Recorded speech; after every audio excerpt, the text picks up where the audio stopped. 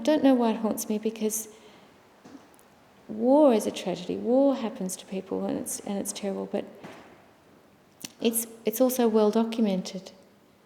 And the mystery about this tragedy is that it remains mysterious because it wasn't documented. And painters obviously are hopeless documenters, and nothing I've got in my paintings is anything like truth. But it's a beginning point, it's a stimulus for people's imaginations, I hope.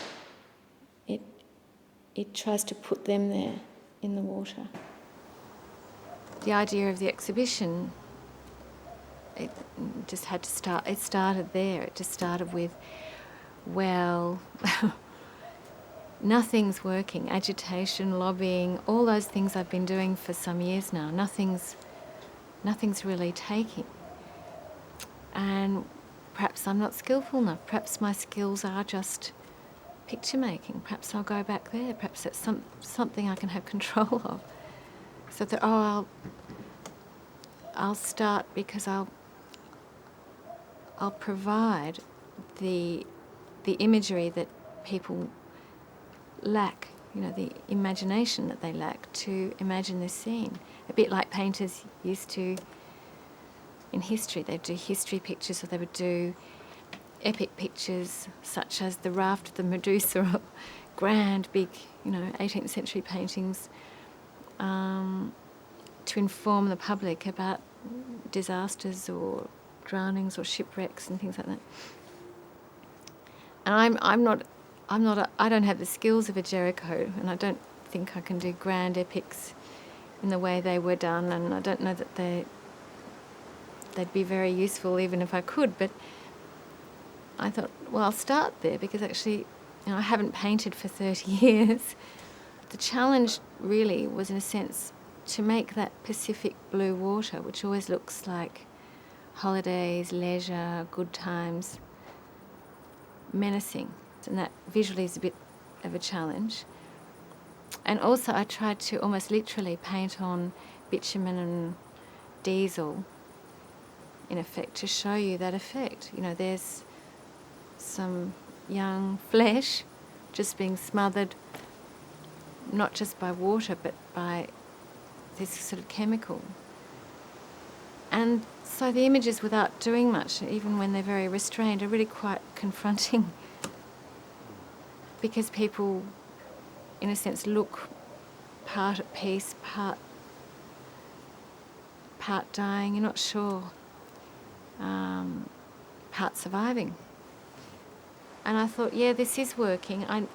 My instincts about keeping a wall, having a wall, in a sense, of water just above head height,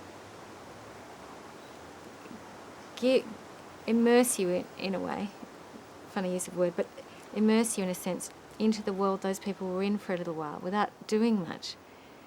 The scale of it is telling you, water, depth, over my head. You can't help it. You have a sort of physical response that I manipulate.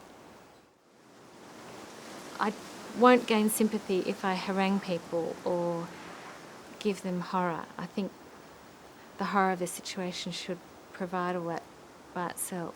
And I think they act a bit like snapshots when you paste them all up and you get a picture. I think a single picture wouldn't tell a story, and this idea that I can just have lots and lots of images, if this one's not working on you, perhaps this one will, that helped. But also it just gave you a sense of the vastness of the Pacific.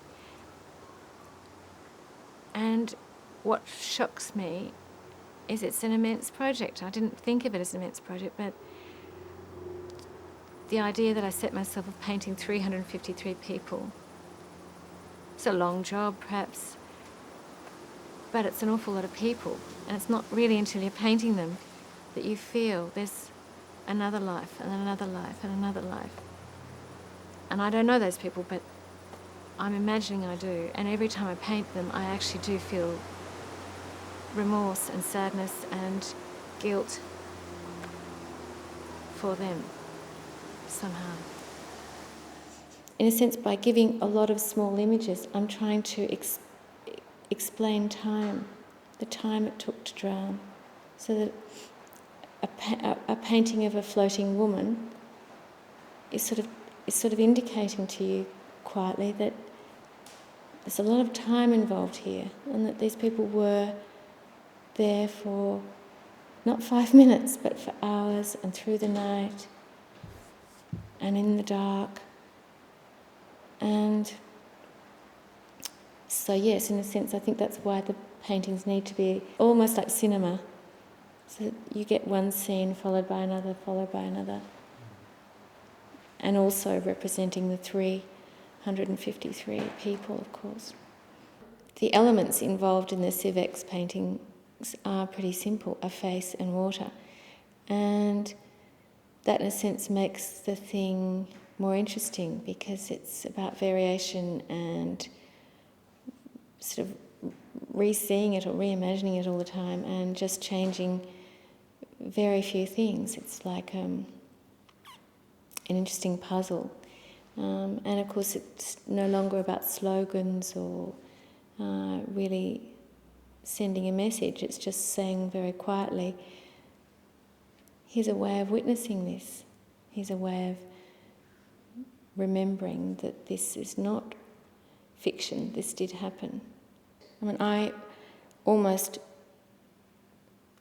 feel like, as I paint some people, that it's a bit like putting a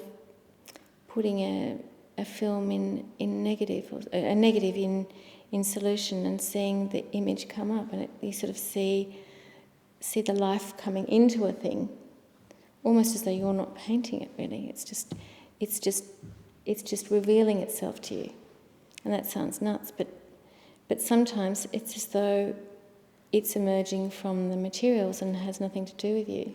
And that can be almost a bit spooky, because you think, oh, I've invented a person here, and you can almost invent a life or something. But because it's not really the way I want to work, I'm sort of thinking, no, I'd rather be a bit more detached and move on to the next person, move on to the next. It's really through the volume of people that I expect to have that effect on an audience.